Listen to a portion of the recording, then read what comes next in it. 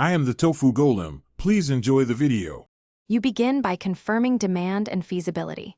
Check coverage maps and measure signal with a phone or USB modem. This tells you which technologies work here. Register interested households so providers see uptake. Bring ID and proof of address to speed applications. Choose fixed line if roads permit, wireless for scattered homes, satellite when nothing else reaches you.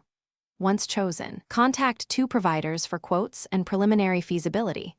This starts provider engagement and prevents wasted time. Next, you get installations scheduled.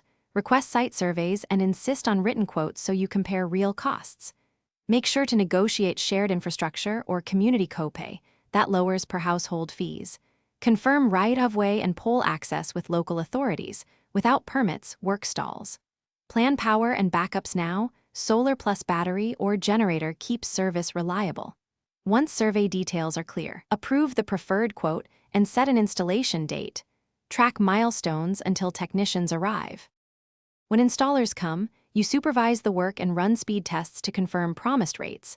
Document router settings and serial numbers for future support. Train a local contact to perform basic resets and fault checks, and store ISP support numbers and SLA response times where everyone can find them.